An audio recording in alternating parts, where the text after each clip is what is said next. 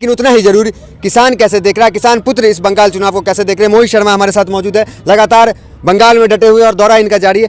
ऐसे में आपसे सवाल ये उठता है कि आप इस दौरे पे आए हैं, आपको नहीं लगता है कि चुनाव बाद आप आ सकते थे?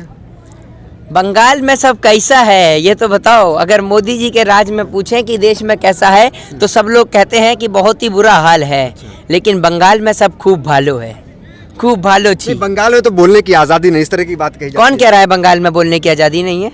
आप बंगाल में खड़े होकर सवाल पूछ रहे हैं, आपको मना कर रहा है कोई? किसी ने ईंट मारी आपके ऊपर? कैसे कह सकते हैं बंगाल में आज़ादी नहीं है? पूरे भारत के अंदर किसी भी कोने में चले जाओ, कश्मीर से कन्याकुमारी तक अभिव्यक्ति की आज़ादी है, लेकिन जब उस अभिव्यक्ति की आज़ादी को दबाने का प्रयास किया जाता है, जब सोशल मीडिया के माध्यम से या किसी भी माध्यम से अपनी आवाज़ को लेखिक रूप से या मौखिक रूप से जब हम बोलते हैं, तो जो देश की मौजूदा सरकारें हैं, मोदी सरकार जो है वो देश के युवाओं को उठाकर जेल के अंदर कैद कर देती है। तो आप कैसे कह सकते हैं कि देश में सब खूब भालो है? कुछ भी खूब भालो नहीं है। अगर खूब भालो है तो अंबानी और अडानी की सरकार है खूब भालो, नरेंद्र मोदी जी खूब भालो हैं। और बंगाल वालों से कहना चाहूँगा कि या तो सोच लो कि आपको अपने देश के अंदर, अपने राज्य के अंदर कैसी स्थिति चाहिए, या तो अगर आपको लगता है कि वापस जैसे उत्तर प्रदेश में आपने देखा कि बहन बेटियों की इज्जत आबरू सुरक्षित नहीं है, सिर्फ नाम बदले जा रहे हैं, कोई भी एक नई चीज़ है जो नहीं बनी वहाँ पर।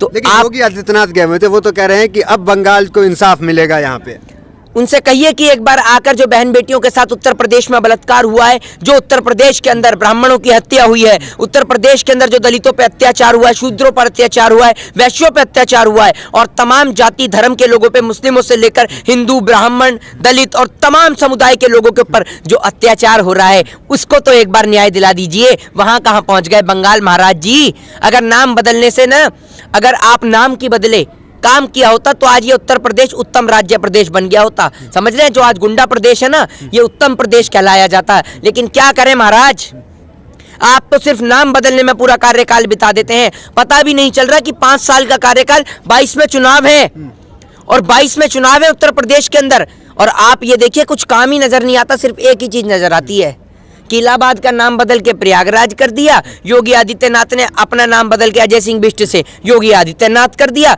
और आपने देखा कि स्टेडियम का नाम बदल के नरेंद्र मोदी जी के नाम पे रख दिया। बस यही काम हो रहा है। लेकिन मोहित जी क्या लगता है यहाँ और भी किसान आएंगे दिल्ली से? ऐसा कुछ लग रहा है? बिल्कुल आएंगे। तरह से ऐलान किया गया, और यहाँ 12 को महापंचायत है कोलकाता में। बिल्कुल आएंगे, और अधिक से अधिक मात्रा में देश का किसान पहुंच रहा है बंगाल, क्योंकि ये आंदोलन नहीं, ये किसान के ऊपर अत्याचार करने वालों का सबक है कि देश के अंदर कोई भी सरकार हो, वो तमाम सरकारें जो किसानों पर राजनीति करती हैं, कान खोलकर सुन लें कि जब भी देश के किसान की बात आई है, उसकी मिट्टी की बात आई है, किसान ने धरती का सीना चीरकर अपने हक की लड़ाई को लड़ा है और जीता है।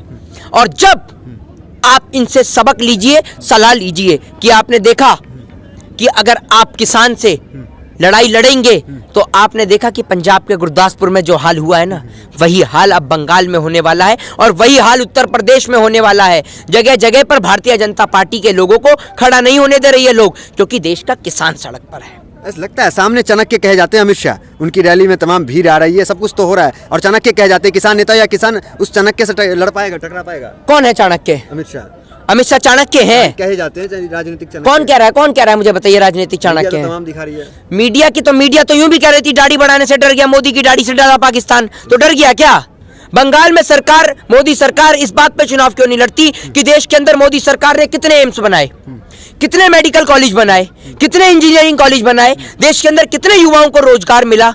एक काम आप मोदी सरकार के राज में बताइए। वो तो कह रहे हैं कि बंगाल में सरकार ने कई योजना केंद्र की वहां लागू नहीं हो पा रही है, इसलिए विकास नहीं हो पा रहा बंगाल। कैसी बात कर रहे हैं, कैसी बात कर रहे हैं? चलिए बंगाल में नहीं, आपकी बात बड़ी कर देते हैं। बंगाल में नहीं लागू हो पा रही तो उत्तर प्रदेश में लागू करने से कौन रोक रहा है आपको? उत्तर प्रदेश में क्यों बलात्कार हो रहा है? बलात्कारियों को क्यों सजा नहीं हो रही? कहाँ है आपका फास्ट ट्रैक कोर्ट? डेली बलात्कार की खबरें उत्तर प्रदेश की जमीन से आती हैं। क्यों आती हैं?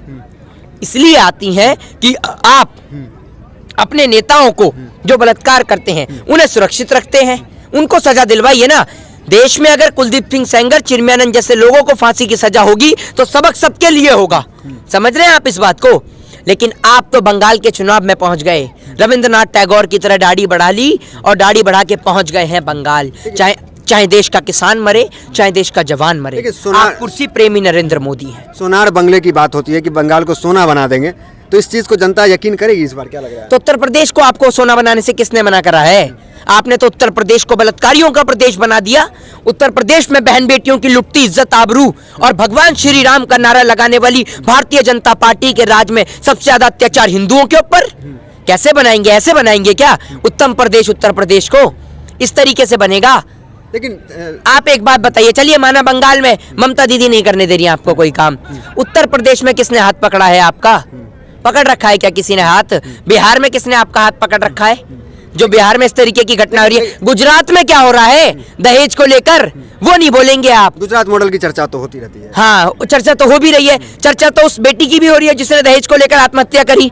चर्चा तो उसकी भी बहुत जोरों शोरों से है ना, उसको नहीं दिखाएंगे आप। लेकिन मोहित शर्मा, जिस तरीके से बंगाल आ रहे हैं लोग, बड़े बड़े बीजेपी के नेता रैली करे, स्मृति ईरानी आ रही, क्या ये लोग के आने से कुछ प्रभाव पड़ेगा यहाँ पे? स्मृति ईरानी की अगर आपने बात करी, ये वो महिला है जो एक महिला होकर संसद में दूसरी महिला के लिए आवाज नहीं उठाती। क्यों भेजा था स्मृति ईरानी को कि महिलाओं के लिए आवाज उठाएगी? आपको लगता है ये महिलाओं के लिए आवाज उठाती हैं? ये कुर्सी प्रेमी भाजपा की सरकार, कुर्सी प्रेमी नरेंद्र मोदी की सरकार, अंबानी अडानी की सरकार, उद्योगपतियों की सरकार, ये अमित शाह की सरकार, ये जुमलेबाजी की सरकार, देश के अंदर एक काम ऐसा नहीं किया जो देश के हित में हो। सारे काम देश के अहित में आप कर जा रहे हैं।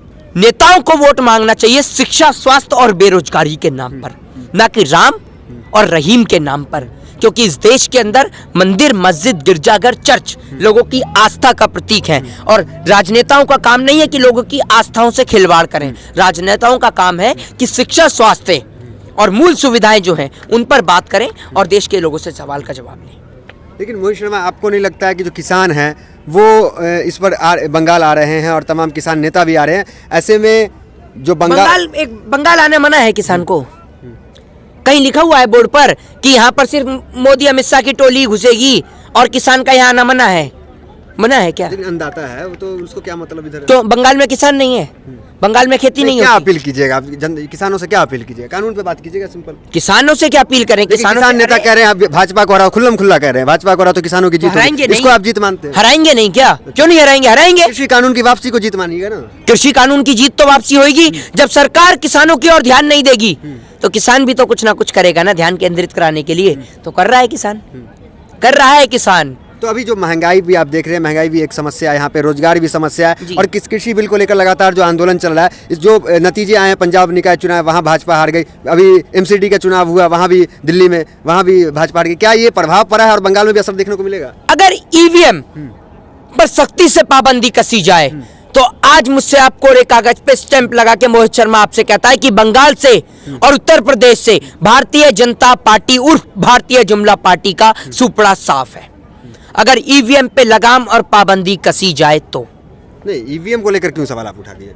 क्योंकि ऐसा भी हो सकता है। देखिए, सुनिए, समझ के मैं आप जैसे वकालत वाले पत्रकारों के प्रश्न को मैं देखते ही समझ जाता हूँ आपकी शक्ल से। यही पूछने वाले थे ना कि जब आप पंजाब में जीते तब आपने नहीं बोला, दिल्ली में भाजपा नहीं जीती तो आपने नहीं बोला, यही बोलने वाले थे ना। आप जैसे लोगों को समझ के समझ जाता हूँ मैं, समझ रहे, इतना एक्सपीरियंस अनुभव मेरे पास भी है। तो एक बात सुनिए, ऐसा भी हो सकता है कि जिस तरीके से चूहे को फंसाने के लिए जाल में छोटा सा रोटी का टुकड़ा फंसाया जाता है और चूहा जाल में फंस जाता है, तो ये भी ऐसा हो सकता है कि बड़े गेम को खेलने के लिए भाजपा ने ईवीएम में दिल्ली में और पंजाब में कोई हेराफेरी ना करे। ठीक, मोहित शर्मा, चुनाव आयोग पे एक बड़ा आरोप लगाया है प्रेस कॉन्फ्रेंस के ममता बनर्जी ने, और भाजपा कह रही है कि बंगाल में उनका जो जमीन है वो खिसकता नजर आ रहा है, तब इस तरह का प्रेस कॉन्फ्रेंस हो रहा है और आरोप लगाया जा रहा है चुनाव आयोग पे। चुनाव आयोग इलेक्शन कमीशन को निष्पक्ष होकर ना कि उस पे भी शक आ रहा है, चुनाव आयोग आप भी सवाल उठा रहे हैं। तो चुनाव आयोग पे तो उस टाइम में भी सवाल खड़े हुए थे जब एक व्यक्ति, मैं नाम नहीं लूंगा, एक व्यक्ति पूरा देश जानता है जो अपनी शादी को लेकर नहीं बोलता लेकिन वो चुनाव लड़ लेता, लेकिन दूसरा व्यक्ति अगर मेंशन नहीं करता तो उसका नामांकन रद्द हो जाता है। समझ रहे हैं? चुनाव आयोग पे तो उस दिन भी सवाल खड़े होते हैं देश के अंदर कि जो कैंडिडेट जीत जाते हैं उनको सर्टिफिकेट प्रोवाइड नहीं होता। सबको पता है कहाँ की घटना की बात कर रहा हूँ, ज्यादा दूर नहीं है बंगाल से, समझ रहे हैं, आस पास ही है जिन राज्यों की मैं बात कर रहा हूँ। तो ये मोहित शर्मा थे जिनसे हम लगातार बातचीत कर रहे थे, तमाम मुद्दे पे बड़ी बेबाकी से इन्होंने अपनी राय रखी। तो फिलहाल वीडियो में इतना ही, मिलता है अगले वीडियोस में, बने रहिए हमारे साथ, धन्यवाद।